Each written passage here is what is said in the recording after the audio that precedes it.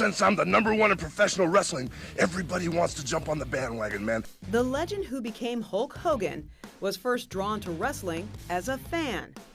A young musician named Terry Bollea, whose height and enthusiasm got noticed by the wrestlers he met.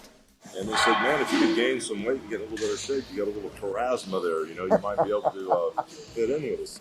Bollea received his stage name, Hulk, after fellow wrestlers noticed he was bigger than Lou Ferrigno, the bodybuilder who played the Incredible Hulk on TV. We've got hundreds of thousands of Hulkamaniacs. We're gonna make Woodstock look like a backyard barbecue, brother. Hogan was not a graceful wrestler, but he was skilled in getting the audience on his side. He became an overwhelming crowd favorite, riding a huge wave of popularity he called Hulkamania.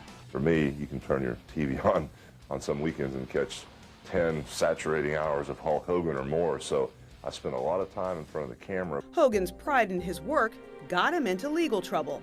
In 1984, during a talk show appearance, comedian Richard Belzer asked Hogan to try a wrestling move on him.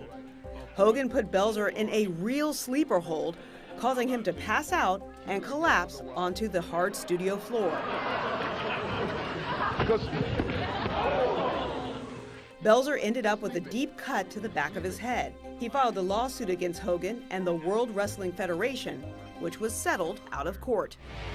But Hogan's star continued to rise, presenting himself as a healthy, family-friendly, flag-waving patriot. Train, say your prayers, eat your vitamins, be true to yourself, true to your country, be a real American. Whew. The peak of his wrestling career came in WrestleMania 3, when he defeated Andre the Giant with a body slam. Look at this! He's I don't believe it! Out of character, Hogan admitted that his level of stardom couldn't last forever. They're excited as heck to see you, and it's a once-in-a-lifetime opportunity, and thank God it's still happening. What if it wasn't? Eventually, Hogan's wrestling stardom did fade and was tarnished when he was forced in court to admit he had used steroids. Hogan tried to rebrand himself as a reality TV star, the overprotective dad to 2 kids, and Hogan knows best. If we're dysfunctional, we're a normal dysfunctional family. But that family image was rocked after his longtime marriage ended, and a video later leaked online showed him having sex with a married woman. Hogan sued the website Gawker for invasion of privacy.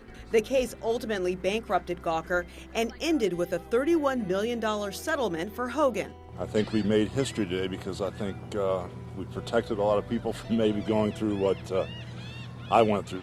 In the ring, on TV, or even in the courts, Hulk Hogan was a compelling entertainer who fulfilled the celebrity dream he had for himself. When it's in your blood, you'll do about anything to make it and get the job done.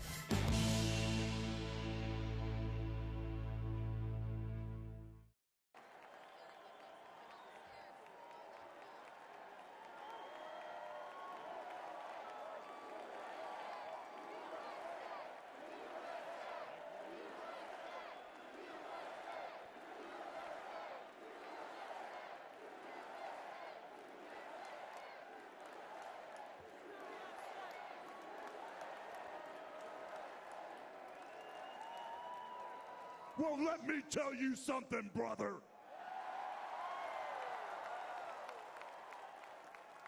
You know something? When I came here tonight, there was so much energy in this room. I felt maybe I was in Madison Square Garden getting ready to win another world title. Or maybe I thought the vibe was so intense, the energy was so crazy, it felt like maybe I was going to press that no-good, stinky giant over my head and slam him through the mat, brother. But what I found out was I was in a room full of real Americans, brother. And at the end of the day, with our leader up there, my hero, that gladiator, we're gonna bring America back together. One real American at a time, brother.